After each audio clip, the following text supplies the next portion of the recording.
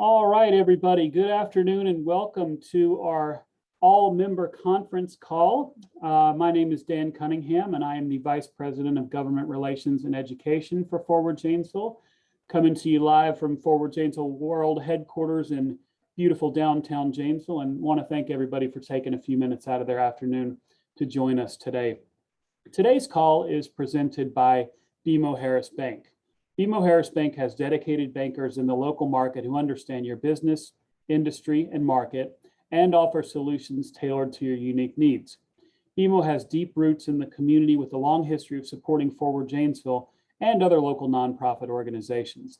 Thanks to BMO Harris Bank for their support of this organization and the community, and most importantly, this call series. We started these calls during COVID, as you may recall. It used to be an old school conference call, and we've gotten with the 21st century, and now we're doing Zooms just like everybody else.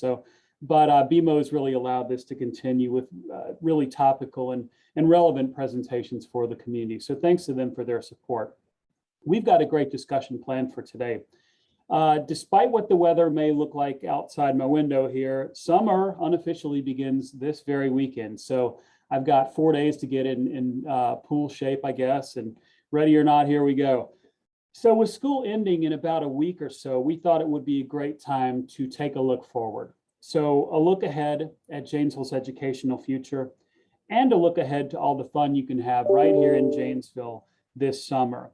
So we're going to do this call a little differently than we've done in the past. As I mentioned, we used to do the conference calls, but this one's going to be a little bit more conversational. We used to have a thing where, okay, we would kick it over to a speaker, they would do remarks, then we'd do questions at the end. But we wanted this to be a little bit more conversational, a little bit more like a radio program.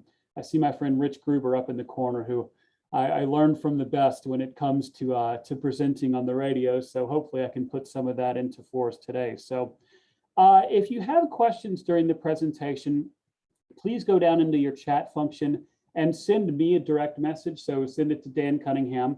And we'll try to get to as many questions as we can, but we've got a tight 45-minute window, so we may not be able to get to those questions. If not, we'll have the participants contact you directly and answer those questions. So also, please mute yourself if you're not a panelist. I'm not afraid to mute you. I hope you don't get offended if I do so, but if I hear you beeping and buzzing down in the corner, I'm going to come up and mute you. So don't get offended. Don't take it personally. So our first topic today is a look at Janesville's educational future.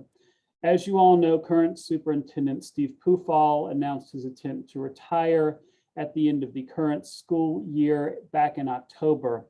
And before we turn it over to Mark, I want to say I've thoroughly enjoyed working with Steve, and we really do wish him the best of all the best in his retirement.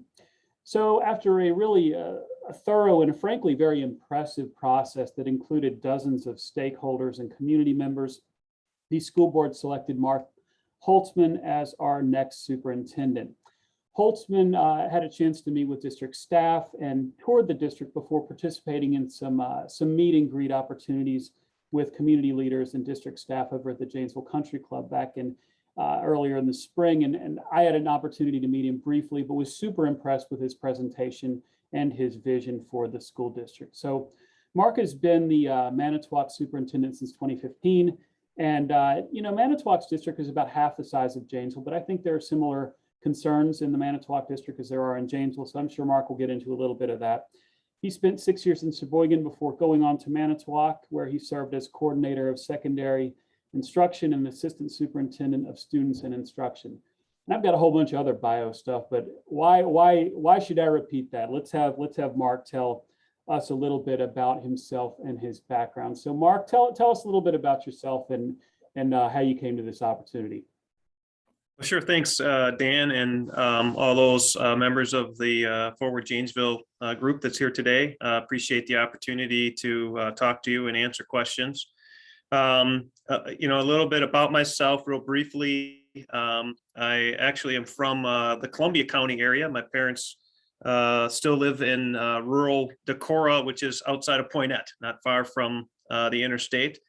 So I graduated from Poynette High School, which is a small little rural community, provides some great opportunities and some unique challenges, but very much enjoyed that.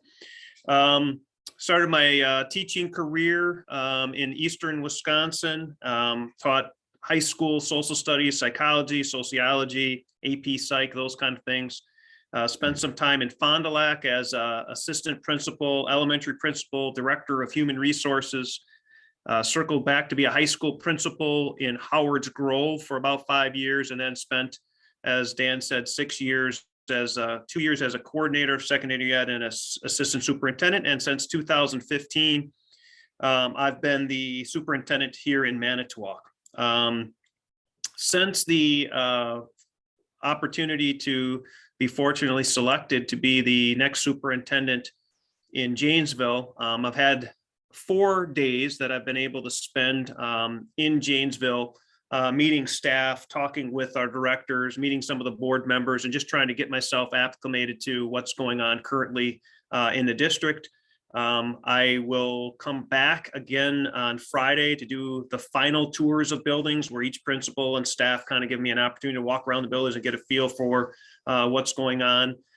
So that's been very helpful for me, and just trying to get my feet on the ground in regards to the school work.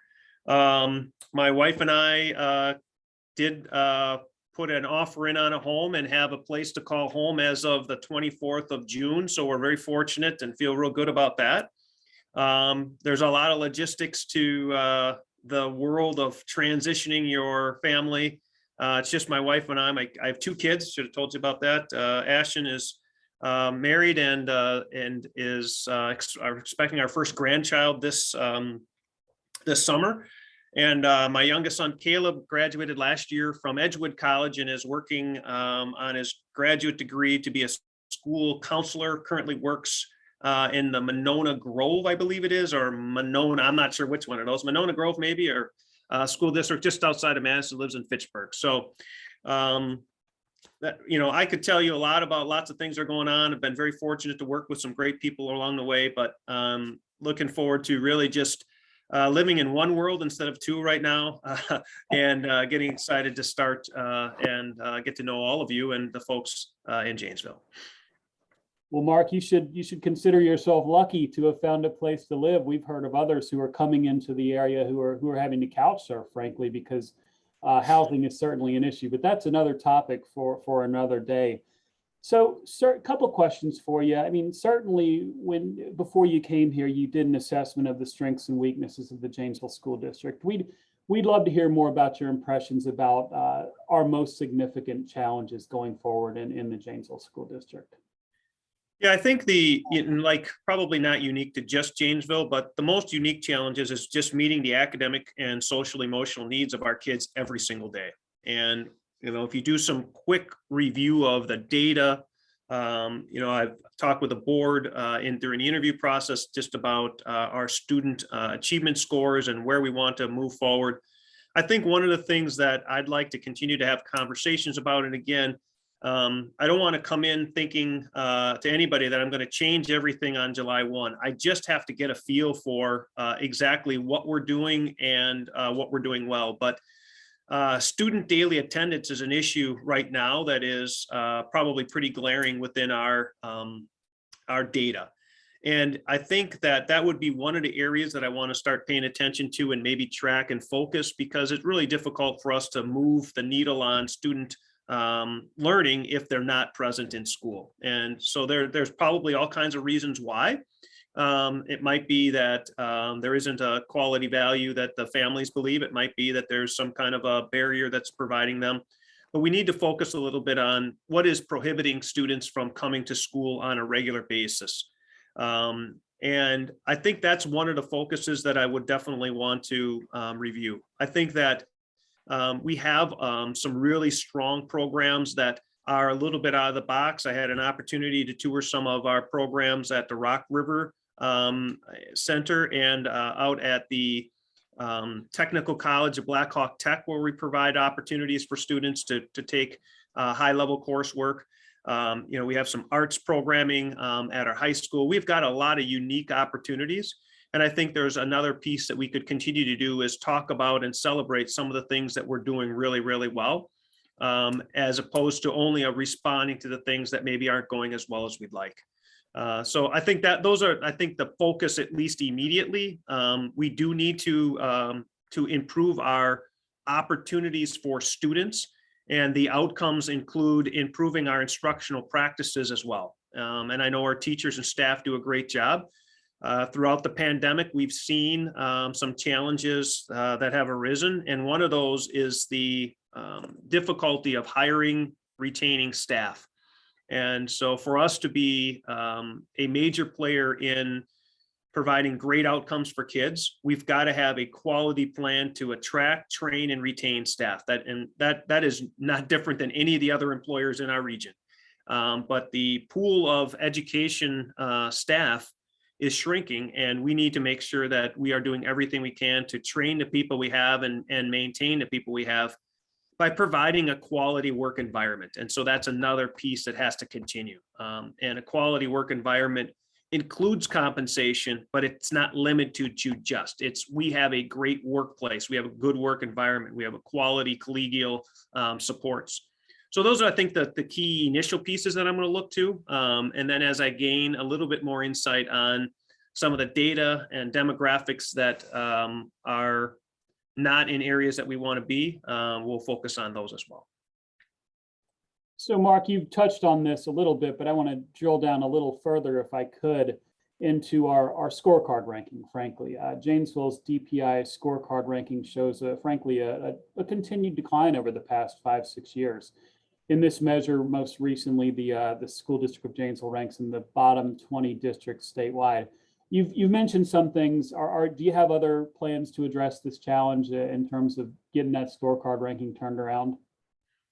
Yeah, I think the one thing that I would make sure that people are aware of is that if you looked at the other 20 school districts, they'd all have similar characteristics. Would be a high free and reduced population and a large urban or a larger urban-like setting. So the school report card scores, are a tool that the state uses to identify individual schools, how you're doing, and are not really put to rank schools against each other. However, that's just how they're put out, and we're clearly understanding that. The areas that I think we can grow upon is our growth. So even if our students' achievement is not at where we want it to be, the report card will give you points for growth. And so just to kind of give you an idea of what it looks like, let's take the ACT, for example. Our juniors all take the ACT. Most of us are familiar with that. When they get the response back, they're rated in a advanced, proficient, basic, or minimal. There's a 1, 2, 3, 4 points. You get 4 points if your student is advanced, 3 points if your student is proficient, 2 points if they're basic, and 1 point if they're minimal.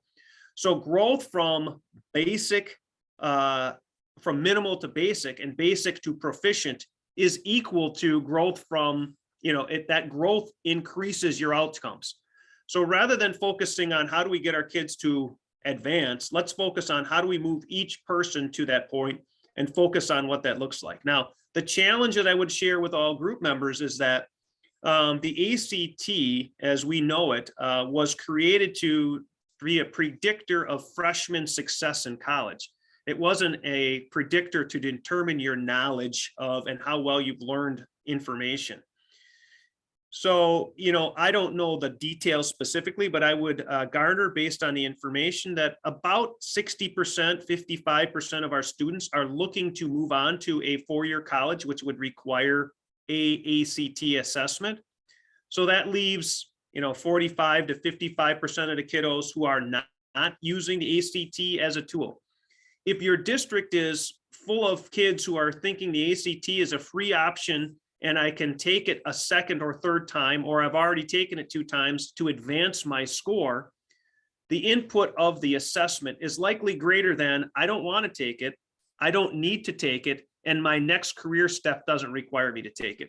So I think that we need to make sure that we're giving kids the tools to be successful, but also there are some things that we can measure, and outcomes for ACT probably isn't the only one to do. But I think internally, getting kids to school more often, as I mentioned before, making sure that we're paying attention to the learning outcomes at an early age is absolutely critical.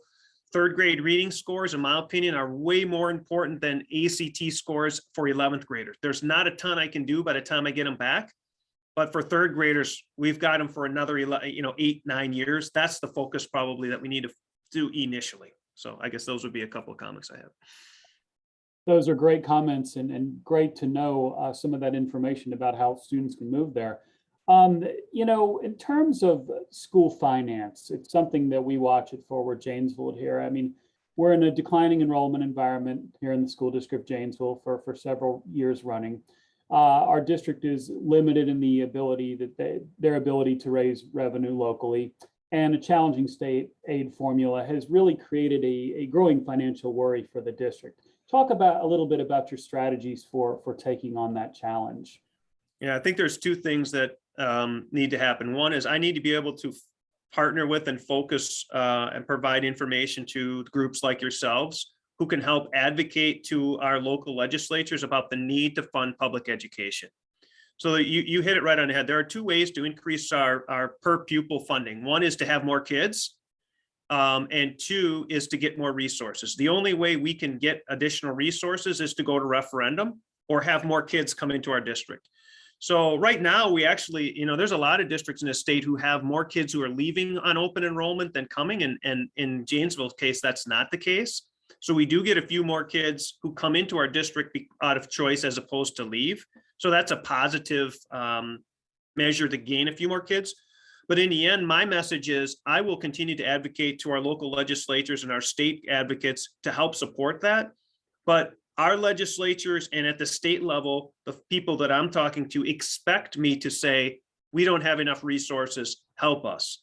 And what I would like to continue to champion the cause is to help people understand that the state formula is really challenging. And what I would tell you is right now in every school district, this biennium budget provided $0 new to public schools. And so as I'm working through the resources, I just got a new bus contract, 7.5% increase for next year. It's not surprising, right? I mean, the pay to drivers to pay to people. Our health insurance looks like it's driving, this is in Manitowoc, is looking at driving 8% increase. I have $0 new, and I need to pay my teachers and staff or they're going to be gone, right? So you look into challenging ways. We've got some operational costs. We look at fund balance. We look at some of the CARES dollars we can spend. But that's just a one-time fix.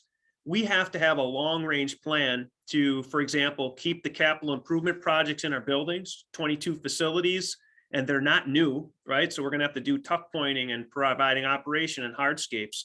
And those are not the things that help support kid outcomes.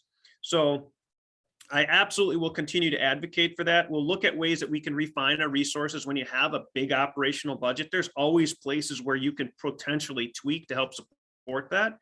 But 85% of our budget is people. And, I don't see us, we have a process to gradually reduce staff based on the needs of buildings, the size of buildings. But, making class sizes 35 and 40 is not something that's going to be economically and outcome wise. So I think there are a couple pieces. One, continue to make sure that we have information for our community so they understand the plight that we're in. Two, have business and community leaders help with the message that great public education helps everybody. I mean, we want to continue to improve the outcomes of our kids so that there is a workforce for us to count on moving forward. And that comes with us having to provide outcomes for kids, not reduce those programmings. And, when I think about what are some of the most expensive programs that you have, likely those are skilled trades that we have at the high school level, right? When we think about tech ed, the agricultural, the AP courses, the arts, those cost more than math and English and social studies. Doesn't mean that we shouldn't do it. It just means that that the outcome to, to have those equipments and to do the chemistry labs and to do the outcomes in our tech labs are really more costly than what it costs to do it in English. Not that I don't want you to compare those, but reducing resources means you have to make choices, and those are really difficult choices to make. Reduce people, reduce programs is really your only option. We could choose at some point to reduce our footprint, which means you're going to consolidate schools, but that's not a positive environment for the neighborhoods at those schools that are currently at that you consolidate. You know, if you buy a house in a community that's got a neighborhood school across the street, and then that school is no longer the neighborhood school, the kids got to walk somewhere else, you know, the overall property value and of that neighborhood changes, and that's a challenge in and of itself. So there isn't one answer, but the answer is to make sure that we're communicating to our advocates that we need to fund public education for the betterment of our community, not just the schools. Absolutely. Thanks for that, Mark. And I've got several questions about this next topic. And Mark, you should know, and probably already do, that in addition to some of the normal Chamber of Commerce type stuff, Forward Janesville also has economic development as a key part of our mission. So bringing jobs and investment to Janesville. And frankly, education is one of the pillars on which we stand when we are recruiting for economic development opportunities in the community. So I wanted to get your thoughts about what the role of the school district in economic development should be. What do you see as a successful model for partnerships with the business community in previous experience? So just get your comments on that. Yeah, I don't know the exact data, but I would garner that Janesville Public School Districts is one of the largest employers in Janesville and maybe even in Rock County. So we do have an opportunity to continue to provide a quality workplace. I think the one piece that probably I always am looking for is ways that we can partner with other employers to make sure that there are jobs for two folks. So, you know, the idea about people coming to Janesville, typically we don't hire pairs, and, you know, and if there's a trailing spouse or a significant other that we can partner with, to know that there is a one-stop shop within the community that we could go to say, hey, we're hiring a teacher, and the teacher has a, you know, engineer as a spouse, or the teacher has a, you know, a carpenter or a nurse or whatever that might be. I think that would be one category to say, how can we work together as a large group? And the same thing on the other end, if you have somebody whom you're looking for an IT specialist and they happen to have someone who's been working as an aide or a support staff or a teacher in another district, how can we help work together to find spaces so that we can bring people to our community? And if both spouses or both significant others have a job, that's something that likely will last. And we can do that. If one is constantly looking, another community might become options. So I think there's a short term in there, and how can we work together? I think the outcome is, you know, every year we're graduating, you know, 600, 700 students. And of those 700 students, some of them are going to stay here and be part of our workforce. And what connections does the Forward Janesville and our community need and want? And how can we incorporate those so that we are providing possible work candidates for our community, whether they're going through the technical college and then coming back, or whether they're working part-time or full-time right now because that's what they're ready to do. And some of those skill attributes that we're always looking for, and we talk about, you know, the soft skills, et cetera, but how can we give some opportunities while they're in school to partner and do some job shadowing, job training, and then when you're ready to hire them because they're, you know, they've met your qualifications. So I think that's a focus. And then in the end, just making sure that we're listening to our community stakeholders as how we can help support that workforce moving forward. Again, 700 potential employees. Some of those are going to leave us for a period of time to go to some additional training, whether that's at the Blackhawk Tech or a different place or a four-year college. But what are the other attributes that we have to bring them back so that we aren't having the brain drain and we continue to have some of our best and brightest kids come back and see Janesville as an option for their careers moving forward? Well, Mark, I've got a ton more questions here. We could probably go on and on, but I'm looking at Rich Gruber and I'm looking at the clock. I'm thinking in radio rules here that we're going to have to move on to our next panelists. But I hope you will stick around because you need to get an idea of all the fun stuff there is to do in Janesville this summer for when you get here, get a chance to get immersed in the community. But I will say, I think this is just the beginning of our conversation together, and we're honored and thrilled to have you in our community and can't wait to roll up our sleeves and get to work. So thanks for joining us here. Absolutely. I thank you all. And I, just so you know, folks, I do have a Janesville School District email. So if between now and July, you have a question or something you want to reach out to me, I'd be happy to try to respond, answer, or connect with you. So thanks for the time. Mark, I'll put the, hi, I'm Angela from Pakes from Forward Janesville. I'll put that in the chat room for us if you just want to tell me what that is quick. Okay, I can do that. It's like, I have to look, it's like Mark Oh. / Holzman. I'll let you put it in the chat. Thank you. It's not an easy one at daycake12.wi.us or something. I'll put it in the chat. Yeah, you guys have long email addresses. It's true, but I've please do put that in the chat. And again, July 1st is your start date, so we'll try not to bother you too much until then. But thank you for joining us, Mark. Really appreciate it. So the second part of our call is on focus. We're going to focus on how you're going to make this a Jane's Vacation Summer. This is Angela Pakes, our new president and CEO. She said, why don't we talk about making it a Jane's Vacation Summer? And really, there is a lot to do in Janesville this summer. So one of the things I often hear about Janesville, mostly from my 16-year-old son, is that there is nothing to do. Nothing could be further from the truth, particularly during the summer. I promise that you're going to walk away from this meeting with a packed calendar of things to do for all age groups. That's another thing to note. All ages. We're talking 8 months to 100 years old here. There are things you can do in Janesville. So our next two panelists, City Recreation Director Shelley Slapak and Janesville Area Convention and Visitors Bureau Director Christine Rebout, are dedicated to creating and attracting activities that make Janesville a great place for all of us. But Christine, I want to start with you, and then we'll throw it over to Shelley. But before you get going, I want everybody, seriously, have your phones out and get your calendars ready, because there is a lot going on this summer that you do not want to miss. So Chris, we'll start with you. Thank you, Dan. And you shared that your 16-year-old says there's nothing going on.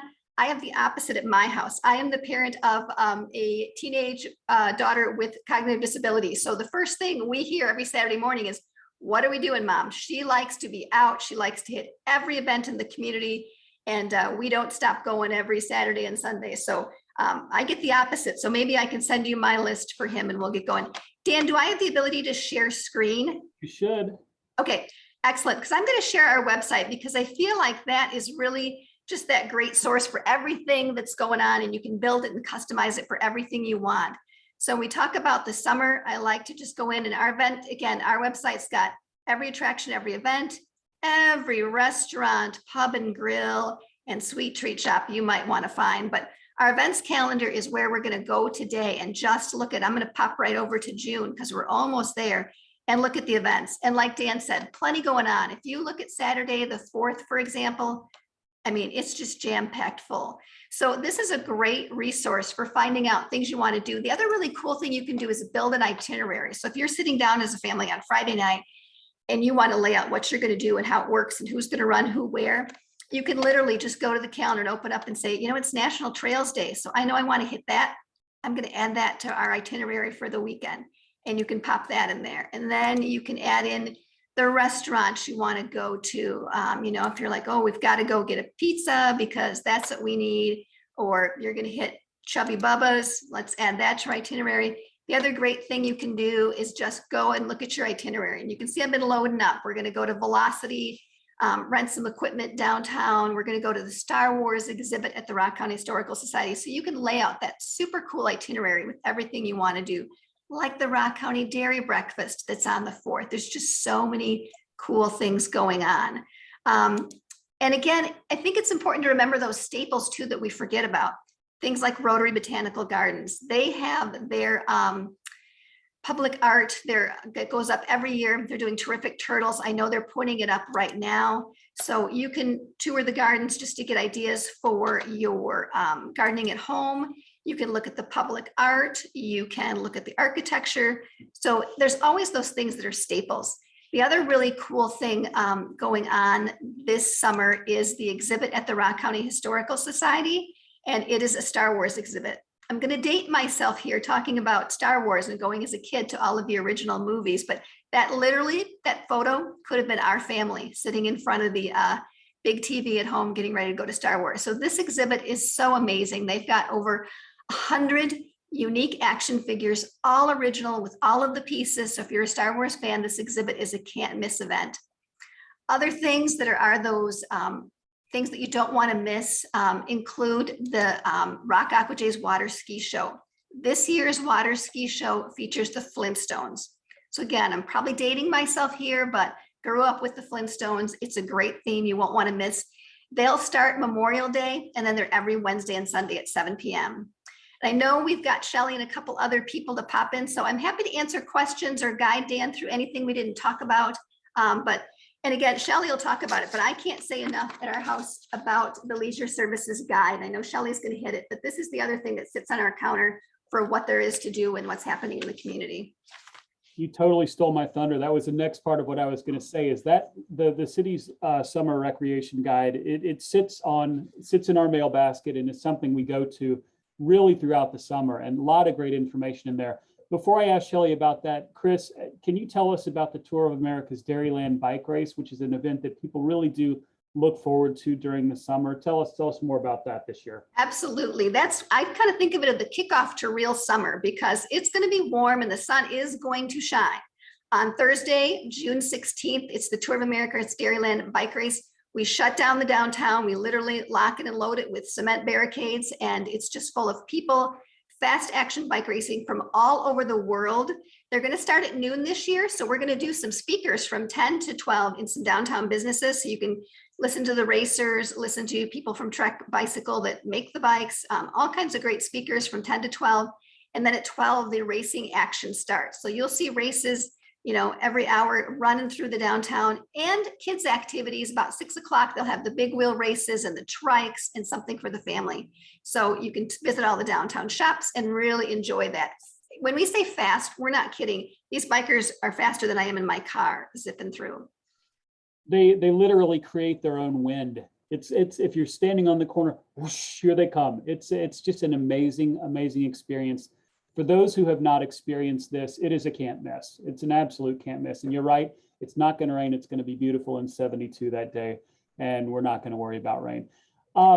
With that, thank you, Chris. We'll bring you back in a few minutes for questions, but Shelley did want to throw it over to you to talk about all the great things going on that you at the Recreation Division. You do an amazing job. I mean, I don't know how you get it all done, but some really great programs for all ages happening with the city this summer. So Shelley, take us through it.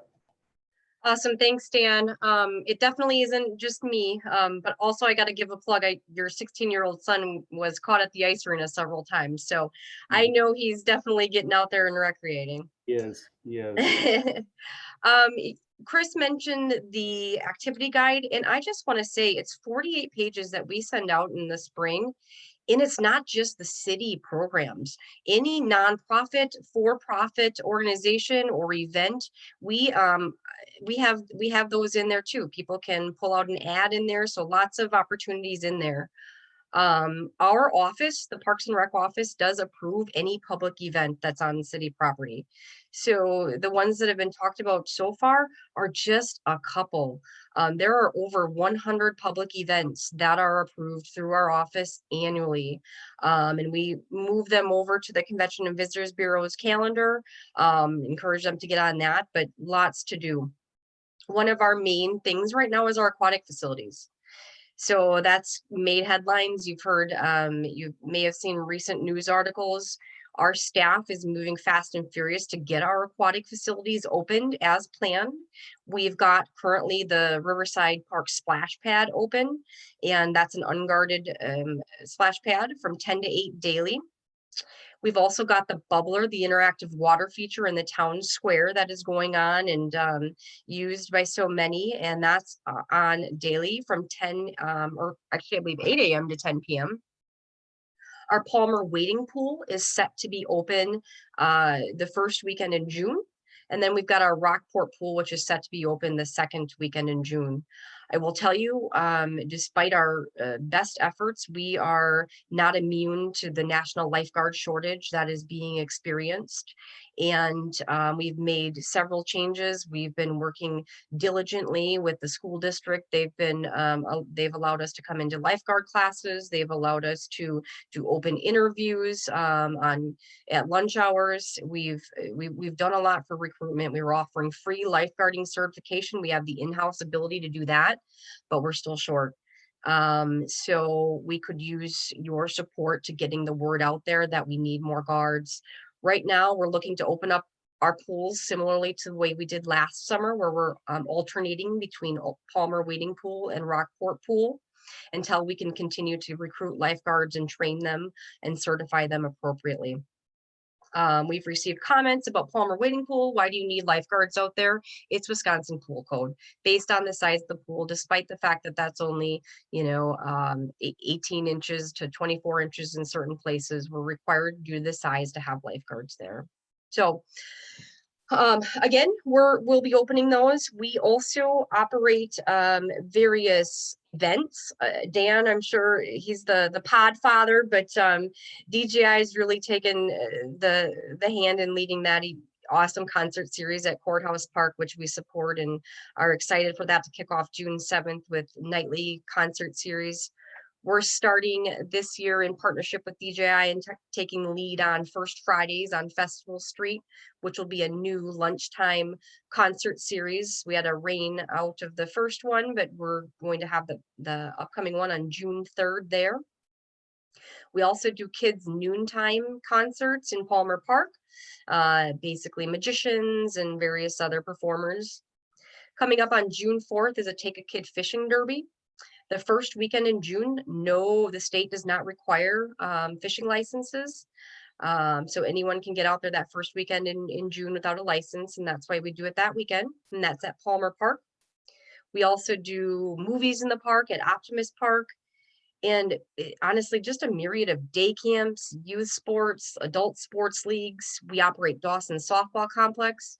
We just hosted a fast pitch tournament there as overflow to the youth sports complex this past weekend with 18 of the 20 teams coming from out of town. So huge economic impact there for that tournament, and that's only going to continue. And then, of course, we operate and manage the senior center here in town and the ice arena. Shelley, I'm glad you mentioned First Fridays on Festival. The city's actually kicking off summer music this year with that June 3rd concert. Who's going to be playing at that? We've got Steve Weber. Oh, he's great. He's great. Yep.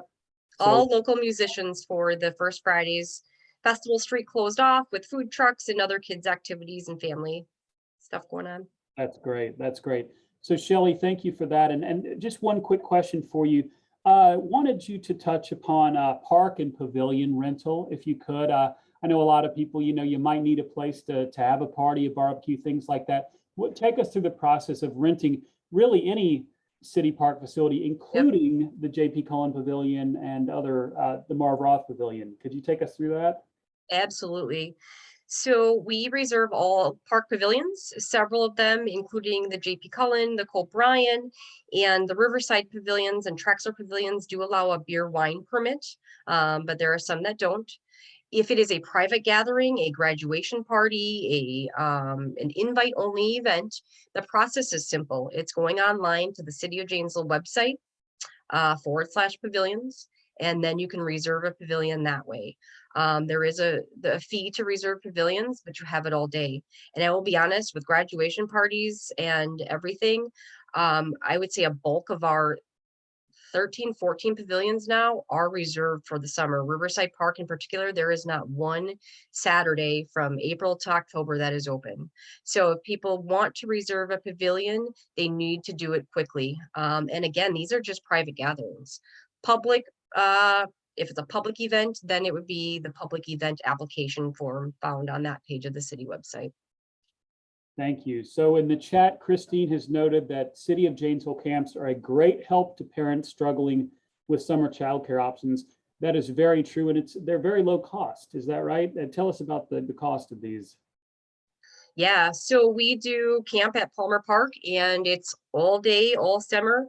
I believe the cost is $200 for a 2-week session or $100 for 1 week.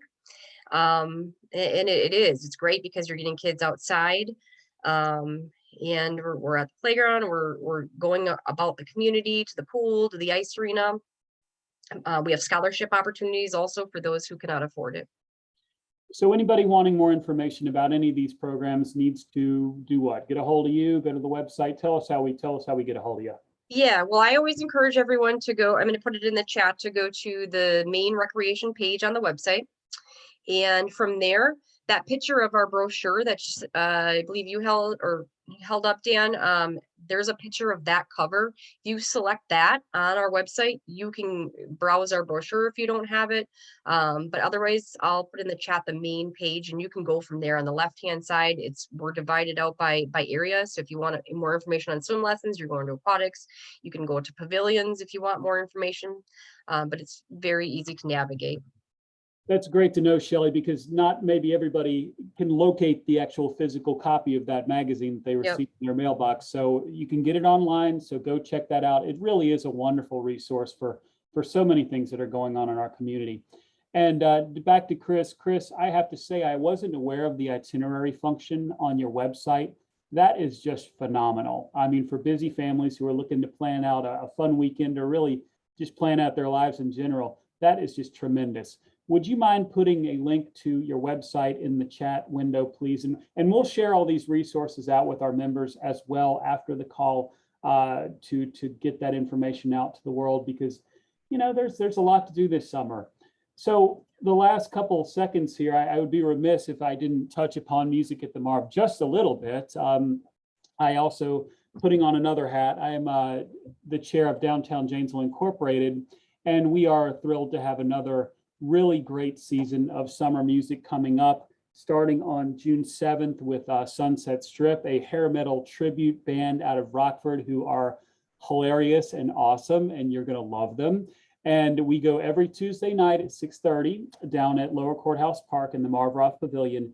And we really tried hard to get a very diverse lineup this year. So you've got everything from 80s, 90s, country, big band, symphony orchestra, you name it, Beatles tribute, hair metal tributes. I mean, we really tried to run the gamut in terms of the variety that we're bringing out there each and every week. So there are food options there. I see Valencia Riley down there. Hopefully Valencia is going to be there with her snow cones, because they are awesome. Thank you, Valencia. Lark will be there as well. Cooking burgers. We're going to have a rotation of food trucks in addition to Lark and Sandwich Bar this year. So we're looking at some options there.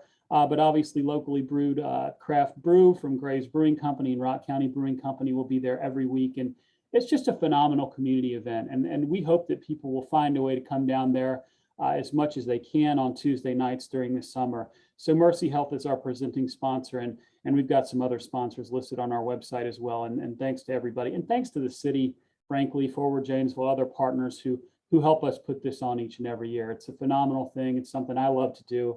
It's something we continued during the pandemic, which is how I got my Podfather t-shirt. So it's something that I wear proudly. So thanks to everybody for their help on that. So with that, we're at about time. If anybody has any more questions for our participants, please just send me an email, danc@forwardjanesville.com, and I will be glad to mention that.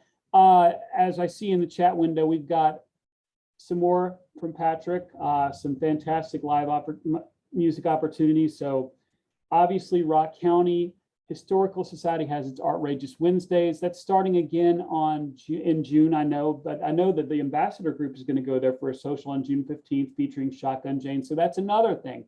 But again, you go to the CVB's website, janesvillecvb.com, and you'll be able to build that itinerary of all the things you want to do during that week. Take it with you, put it on your phone, and don't forget about it. So with that, we've reached 12:45. I want to thank everybody for being on today. And again, I want to thank BMO Harris for their support of this call series. And we will be back with you in June. So look for an announcement about the next call. It's going to be topical. It's going to be interesting. And it's going to be a quick 45 minutes. So thanks again, everybody. We'll see you soon. Have a happy summer. Thank you.